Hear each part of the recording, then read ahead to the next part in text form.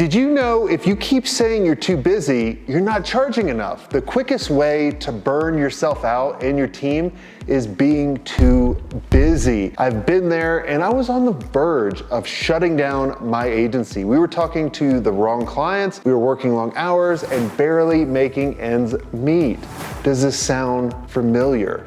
We need to get out of our own way and stop being afraid to charge what we're actually worth. There are 3 things that I realized I needed to happen to me to raise my prices to what they actually should be. Number 1, I needed to understand and know the value and the results we actually deliver. Number 2, I needed to build trust with our clients through an offer ladder. And number 3, I needed to position ourselves as the authority in our space, which we talked about in the Attract Masterclass. Now in this video, I'm gonna share with you how you can charge what you want to charge and charge on value, how to stop being so busy, and 3 types of pricing structures, and how one agency increased their monthly contracts by $67,000 without doing any more work. Hey, I'm Jason Swank, and this video is part of our Agency Mastery Convert series. Sign up below at agencymastery360.com/convert to get the 4-part masterclass for free with all the resources and tools described in this video. Now, a lot of agency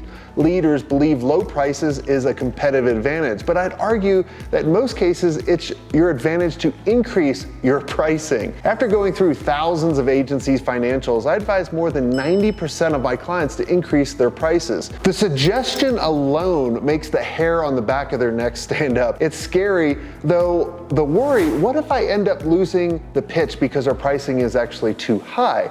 However, I challenge them to consider, what if you end up losing the pitch because your pricing is too low? I remember getting a call one day from a prospect that needed a website. I absolutely nailed the call and they invited me to come to their office. About a week later, I went to their office to present working together. Their office was huge. Who was this company I never heard of? Proceeded to make the pitch to the company, and when they asked me about it and I told them the pricing was $10,000, they all started laughing. This confused me.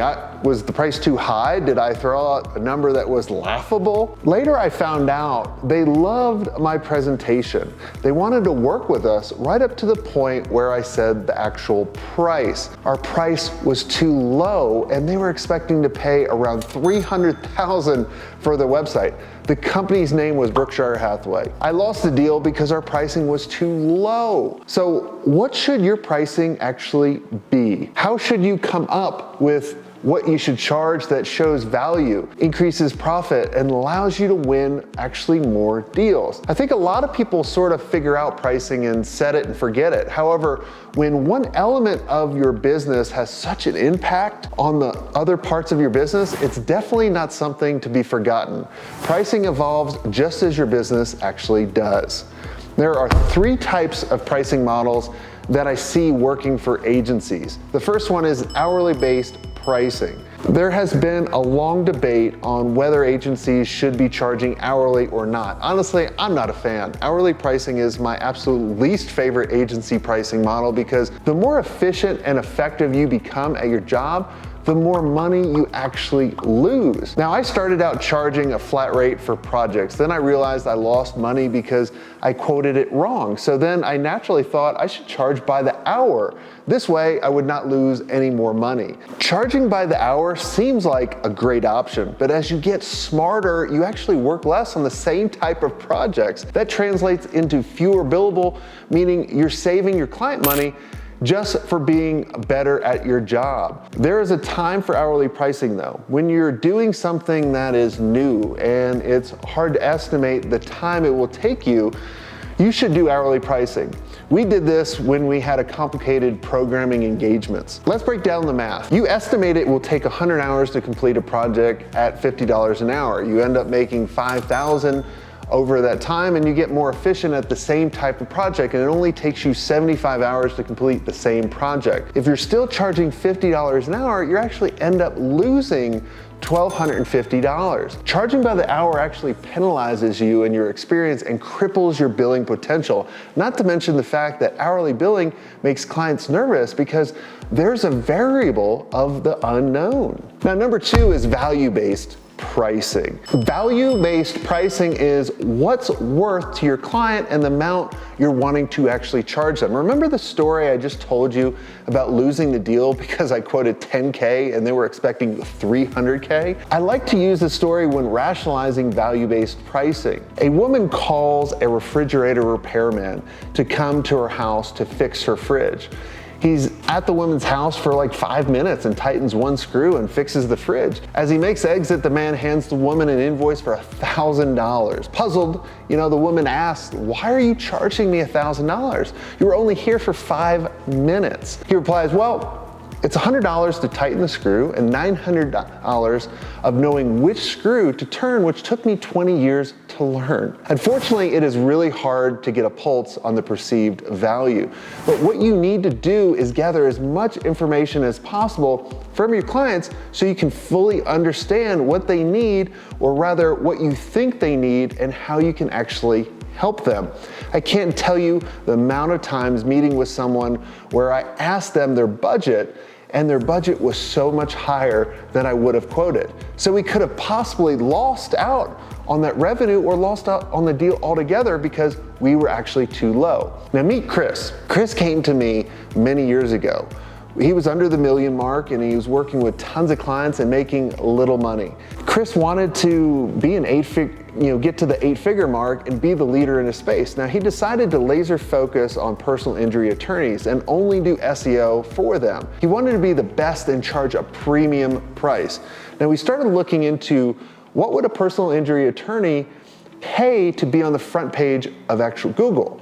The number was shocking. He could 10x his pricing, where in the next year he rocketed to a multi-million-dollar agency and is now well over the 8-figure mark. Number 3, performance-based pricing. What if you only got paid on performance? Would you be profitable? What if you worked in that niche and you could guarantee results? Sometimes it makes more sense to do a performance-based pricing model. I want you to meet David. David was having problems with quoting anything over $3,500 a month.